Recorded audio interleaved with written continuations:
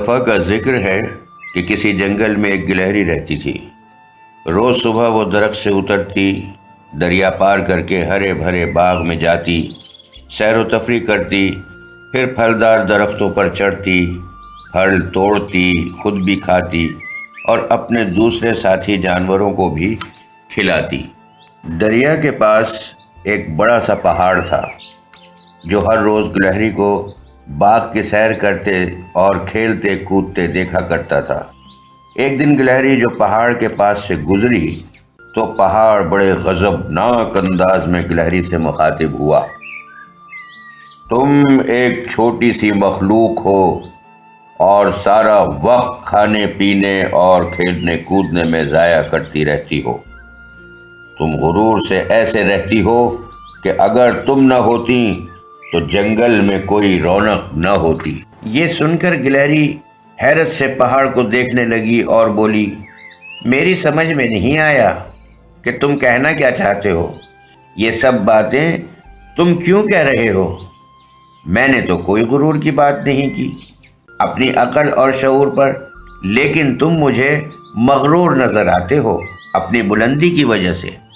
پہاڑ نے جواب دیا، تم ایک چھوٹی سی مخلوق ہو، تمہارا کام صرف اچھل کود ہے، یہ جگہ تم جیسے معمولی جانوروں کے لیے نہیں۔ مجھے دیکھو، خدا نے مجھے کتنا طاقتور اور بلند بنایا ہے۔ میری اونچائی آسمان کو چھوتی ہے اور زمین میرے سامنے پست نظر آتی ہے۔ تم تو ایک چھوٹی سی مخلوق ہو، مجھے بالکل پسند نہیں کہ تم میرے قریب سے بھی گزرو۔ گلہری اور پہاڑ کی باتیں سن کر باقی جانور بھی آ گئے۔ گلہری نے پہاڑ سے کہا، تمیز سے بات کرو، غرور اپنے دل سے نکال دو۔ کیا ہوا اگر میں چھوٹی ہوں اور تمہاری طرح بڑی نہیں؟ لیکن یاد رکھو کہ بڑا وہ ہوتا ہے جس میں عاجزی ہو، انکساری ہو، محبت ہو، پیار ہو، خلوص ہو۔ غرور اور تکبر سے کوئی بڑا نہیں ہوتا۔ پہاڑ نے ہنستے ہوئے جواب دیا، ایک چھوٹی سی گلہری مجھے بتائے گی کہ چھوٹا کون ہے اور بڑا کون۔ گلہری نے شہر کی طرف اشارہ کیا اور بولی، تم کو وہاں دور ایک بونا آدمی نظر آ رہا ہے؟ دیکھو اس کا قد کتنا چھوٹا ہے۔ وہیں اس کے پاس ایک قد آور بڑے قد کا آدمی بھی کھڑا ہے۔ کیا تم ان دونوں کو دیکھ سکتے ہو؟ پہاڑ نے شہر کی طرف دیکھا اور کہا، ہاں، وہاں ایک انتہائی چھوٹے قد کا آدمی ہے جس کو دیکھ کر ہنسی آتی ہے۔ اس کے پاس ایک اور لمبے قد کا آدمی کھڑا ہے جو زبردست نظر آتا ہے۔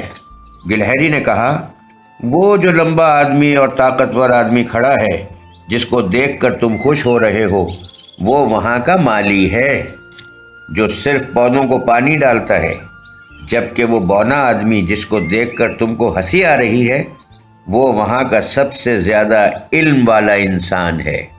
پہاڑ حیرت سے بولا، کیا مطلب؟ کیا وہ اس لمبے اور طاقتور آدمی سے زیادہ اہم ہے؟ گلہری بولی، دونوں اپنی جگہ اہم ہیں۔ وہ جو بونا ہے وہ شہر کا سب سے بڑا طبیب یعنی ڈاکٹر ہے۔ اس کے علم اور عقل کی وجہ سے لوگ دور دور سے اپنا علاج کروانے آتے ہیں، جبکہ لمبا طاقتور آدمی صرف پودوں کو پانی ڈالتا ہے۔ اللہ نے اس کو طاقتور جسم دیا ہے اور دوسرے کو چھوٹے قد کے ساتھ علم، ہنر، عقل، یہ سب کچھ دیا ہے۔ چھوٹا قد اس کے لیے کوئی اہمیت نہیں رکھتا۔ ہر مخلوق کا اپنا مقام ہے۔ پہاڑ یہ سن کر خاموشی سے سوچنے لگا، پھر بولا، تم میرے آگے کیا چیز ہو؟ میری وجہ سے دنیا میں زمین کا توازن ہے۔ گلہری نے اپنے پاس سے چھالیاں نکالی اور بولی، بے شک تم طاقتور ہو۔ کیا تم اس چھالیا کو توڑ سکتے ہو یا تم اپنی جگہ سے ہل سکتے ہو؟ پہاڑ خاموش ہو گیا اور باقی چھوٹے جانوروں کو دیکھنے لگا گلہری ایک درخت پر چڑھ گئی اور بولی، کیا تم میری طرح کسی درخت پر چڑھ سکتے ہو؟ مجھے معلوم ہے کہ تم نہ تو درخت پر چڑھ سکتے ہو اور نہ ہی چھوٹی سی چھالیا کو توڑ سکتے ہو۔ مجھے دیکھو، میں یہ سب کام کر سکتی ہوں۔ تمام چھوٹے جانور خوش ہونے لگے۔ پہاڑ سب کو شرمندگی سے دیکھنے لگا اور بولا، میں سوچتا تھا کہ ہر چھوٹی مخلوق اور چیز کمتر ہوتی ہے، لیکن میں غلط تھا۔ شکریہ تمہارا مجھے یہ سب بتانے کا۔ گلہری پہاڑ پر چڑھ کر بولی، اللہ نے ہم سب کو بغیر مقصد کے پیدا نہیں کیا۔ اگر کوئی چھوٹا ہے تو اس کا مقصد کچھ اور ہے، اور بڑا ہے تو کچھ اور۔ نہ ہم میں سے کوئی چھوٹا ہے اور نہ ہی بڑا، ہم سب برابر ہیں۔ غرور کرنا بری بات ہے۔ اس دن کے بعد پہاڑ نے کبھی غرور نہیں کیا اور گلہری کا دوست بن گیا۔ اس کی سمجھ میں آ گیا کہ کبھی کسی کو کمتر یا حقیر نہیں سمجھنا چاہیے۔ اللہ تعالیٰ نے ہر چیز کا کوئی نہ کوئی مقصد رکھا ہے۔